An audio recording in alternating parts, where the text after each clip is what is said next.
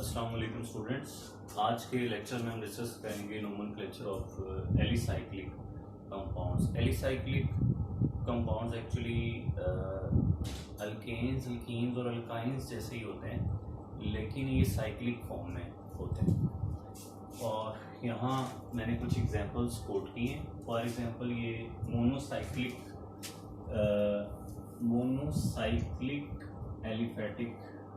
Alicyclic compounds, यानी ये ऐसे कंपाउंड्स होंगे जिसमें एक जो है वो साइकिल बन रही होगी।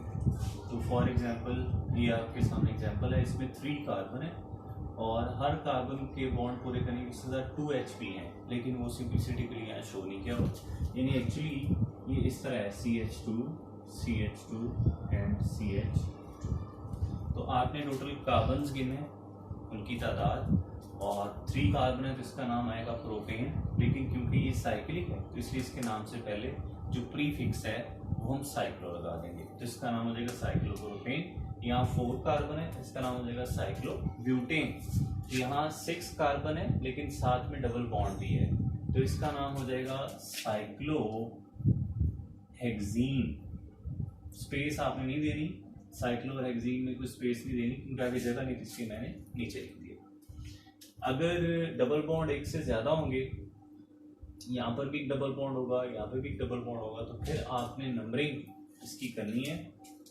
और इस तरह नंबरिंग इस तरह करनी है कि दोनों डबल बॉन्ड्स को कम से कम नंबर मिले। फॉर एग्जांपल आप नंबरिंग इधर से जहाँ से मर्जी शुरू कर लेते हैं, 1 2 3 4 5 6, और नंबरिंग किसी बॉन्ड की एक साइड से शुरू नहीं करनी है, यहाँ से 1 2 3 नहीं करना। अगर ऐसे आप करेंगे तो ये पिछला कार्बन रह जाएगा। तो डबल बॉन्ड्स की नंबरिंग इस तरह स्टार्ट करनी है कि डबल बॉन्ड के दोनों कार्बन बीच में आ रहे हो, या एक साइड से करें या इस साइड से नंबरिंग स्टार्ट करें।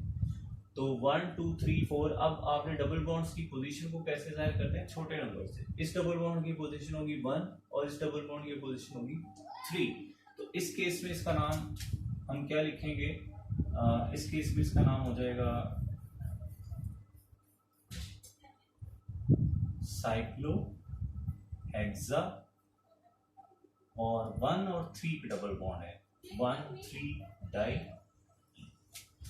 नेक्स्ट, अगर इनके ऊपर कोई सब्स्टिट्यूएंट्स अटैच हो तो फिर आपने सब्स्टिट्यूएंट का नाम पहले लिखना है और बाद में अपना जो भी साइक्लोपेंटेन वगैरह लिखते हैं। तो जैसे यहाँ पर मिथाइल है तो मिथाइल साइक्लोपेंटेन। इधर सब्स्टिट्यूएंट्स 2 हैं, CH2 CH3 और CH3। इस केस में आपने अल्फाबेटिकली जो पहले आता है उसको नंबरिंग वहां से स्टार्ट करनी है। तो इथाइल E पहले आता है, M बाद में आता है, तो यहाँ से नंबरिंग स्टार्ट करेंगे और नंबरिंग इस तरह लेके जानी है कि जो दूसरा सब्स्टिट्यूएंट है उसको कम से कम नंबर मिले। अगर इस तरफ से आओगे तो ज्यादा नंबर मिलेगा, इस तरफ से आएगा तो कम नंबर। तो अल्फाबेटिकली आपने इनका नाम बाद में लिखना है। इथाइल पहले आएगा और मिथाइल बाद में, और एंड पे साइक्लो 6 कार्बन है तो साइक्लोहेक्सेन आ जाएगा। एक कंडीशन ये होती है कि जिसमें काफी बड़ा सब्स्टिट्यूएंट लगाओ साइकिल के साथ, तो फिर आपने क्या करना है? फिर आपकी जो साइकिल होगी ये बतौर सब्स्टिट्यूएंट होगा, साइकिल बतौर सब्स्टिट्यूएंट होगा। कब? जब जिसके साथ चेन लगी है उसमें कार्बन्स की तादाद ज्यादा हो साइकिल से। यानी साइकिल में कार्बन 3 है और चेन में कार्बन आ रहे हैं 1 2 3 4 5, तो ये चेन बड़ी है तो फिर आपका ये सब्स्टिट्यूएंट होगा। सब्स्टिट्यूएंट का नाम जो है वो पेरेंट नेम से पहले आता है, याद रखें। तो यहाँ आपकी 2 सब्स्टिट्यूएंट्स हैं, एक ये है साइक्लोप्रोपाइल और एक ये है मिथाइल। तो फिर इसका नाम होगा, नंबरिंग कहाँ से स्टार्ट करेंगे? जहां से सब्स्टिट्यूएंट करीब होता है, यानी इस तरफ से मिथाइल करीब है तो यहाँ से नंबरिंग स्टार्ट करेंगे। इस साइड से दोनों दूर पड़ रहे हैं, तो इस साइड से पहले ही मिथाइल आ रहा है, यहाँ से नंबरिंग 1 2 3। तो अल्फाबेटिकली ये जो साइक्लोप्रोपाइल है ये पहले आता है।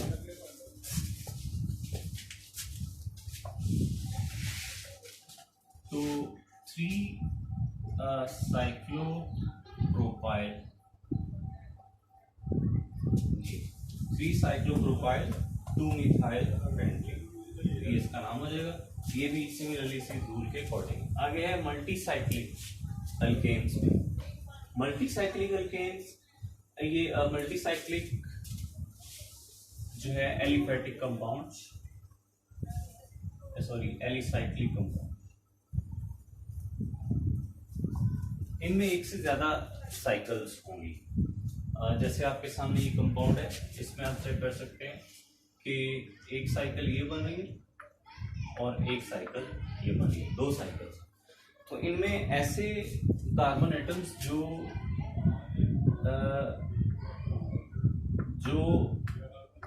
दोनों साइकिल्स के साथ कॉमन हो, या तीन साइकिल तीनों में कॉमन हो, ऐसे कार्बन एटम्स हम कहते हैं ब्रिज हेड।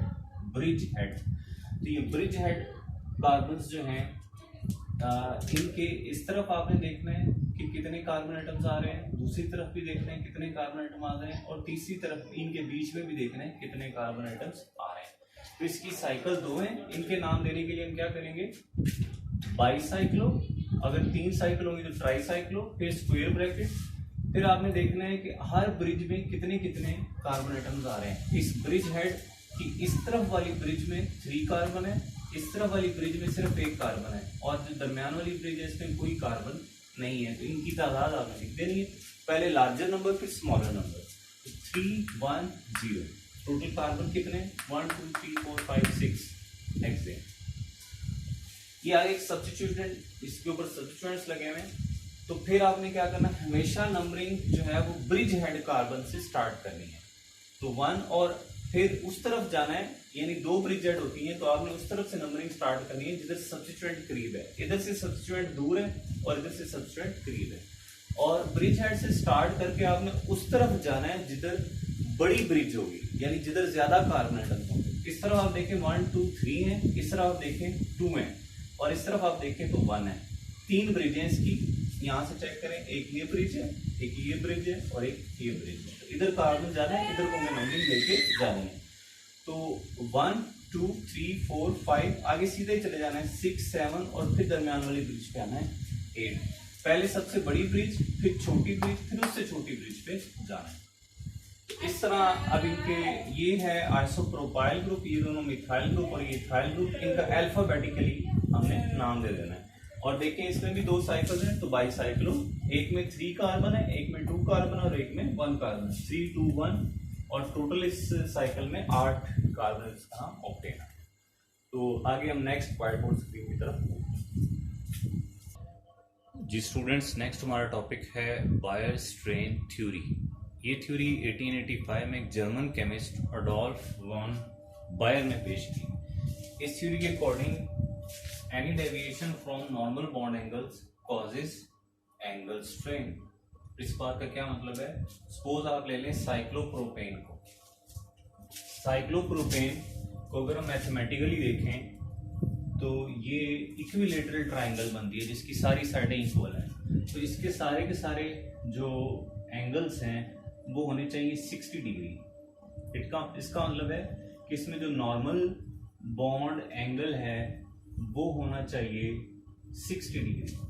लेकिन आप देखें जितनी भी एल्केन्स हैं जिनमें कार्बन कार्बन सिंगल बॉन्ड होता है, चाहे वो साइक्लो भी हो, उनमें कार्बन की हाइब्रिडाइजेशन स्टेट sp3 होती है, और sp3 हाइब्रिडाइजेशन स्टेट में बॉन्ड एंगल कितना होता है, टेट्राहेड्रल, यानी बॉन्ड एंगल होता है 109.5। तो एक्चुअली इसका मतलब है यहाँ बॉन्ड एंगल होना चाहिए 109.5, लेकिन वो कितना बन रहा है, हाइब्रिडाइजेशन के अकॉर्डिंग होना चाहिए 109.5, लेकिन इस ज्योमेट्रिकल शेप ट्राइंगल के अकॉर्डिंग होना चाहिए 60। तो दोनों में कितने का डिफरेंस है, दोनों में डिफरेंस आ रहा है 49.5। इसी को कहते हैं डेविएशन। तो बायर ने कहा कि जितनी ज्यादा डेविएशन होगी उतनी ही ज्यादा जो है वो जो स्ट्रक्चर है वो हमारा अनस्टेबल होगा। तो इस बात को मैं दोबारा रिपीट कर दूं कि नॉर्मल जो बॉन्ड एंगल है वो होना चाहिए 60, लेकिन sp3 हाइब्रिडाइजेशन के अकॉर्डिंग ये बॉन्ड एंगल होना चाहिए 109.5 डिग्री का। तो इन दोनों में जो डेविएशन है इसकी वजह से इस स्ट्रक्चर में पाया जाएगा angle strain. Angle strain mean angle जाविये का खिंचाव। तो एंगल स्ट्रेन की वजह से ये स्ट्रक्चर होती है अनस्टेबल। और कॉल्सन और मुफिट ये दो साइंटिस्ट थे, उन्होंने एक नए बॉन्ड्स का कॉन्सेप्ट दिया, बेंट बॉन्ड्स। वो क्या थे, ये वही साइक्लोप्रोपेन बनाई हुई है।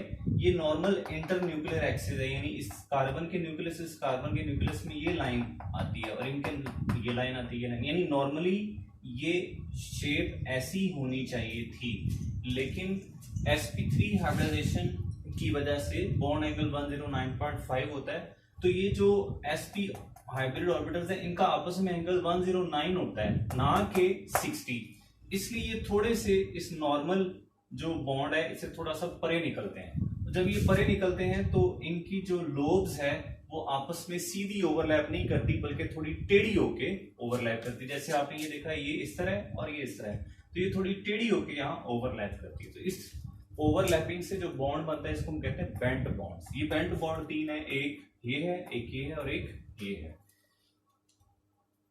इस वजह से ये स्ट्रक्चर्स होती हैं लेस स्टेबल। अगर आप साइक्लोब्यूटेन को देखें, साइक्लोब्यूटेन में नॉर्मल बॉन्ड एंगल होता है 90, यानी ये साइक्लोब्यूटेन है तो इसमें सारे एंगल्स 90 डिग्री के होते हैं। तो अब आप देखें डेविएशन कितने की आती है, sp3 हाइब्रिडाइजेशन 109.5 माइनस 90, तो अब डेविएशन पहले से कम होगी, तकरीबन बनती है 19.5 डिग्री।